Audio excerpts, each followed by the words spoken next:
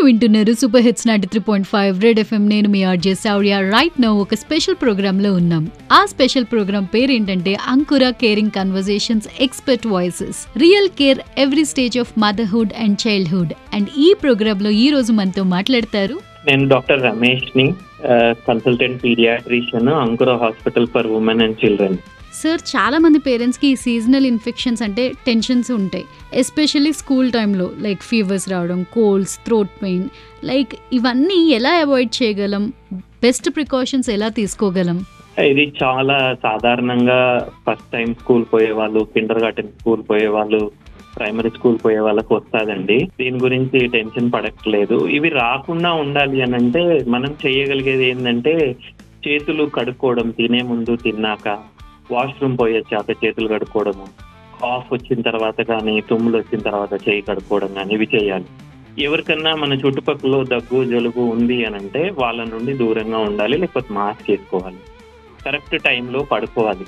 నిద్ర అనేది 8 to 10 hours compulsory కావాలి.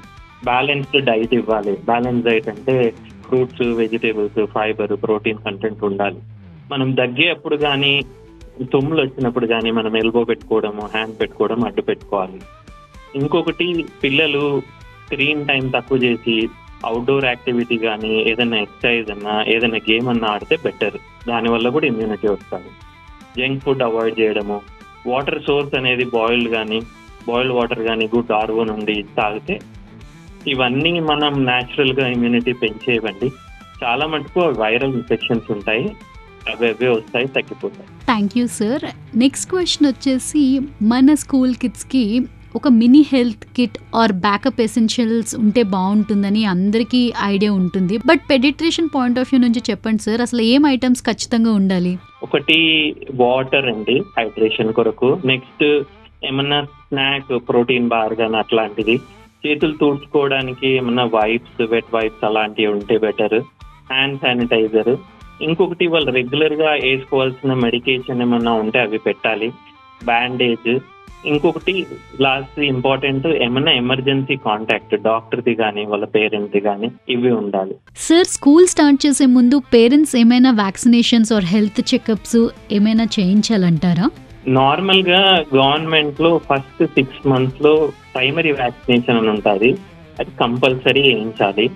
దాని తర్వాత కొన్ని ప్రైవేట్ లో తీసుకోవాల్సి వస్తుంది. అలాంటి ఒకటేమో సీజనల్ ఫ్లూ ఇన్ఫ్లుయెన్జా వ్యాక్సిన్ అంటారు. ఇది వర్షాకాలము, చలికాలము ముందు తీసుకుంటారు, సంవత్సరానికి ఒకసారి తీసుకుంటారు. నెక్స్ట్ది టైఫాయిడ్ వ్యాక్సిన్ అండి. నెక్స్ట్ది jaundice vaccine, hepatitis A vaccine అని ఉంటుంది. ఆ పైన చికెన్ పాక్స్ వ్యాక్సిన్. ఈ 4 మన గవర్నమెంట్ లో ఇచ్చేవి కాకుండా తీసుకునేవి.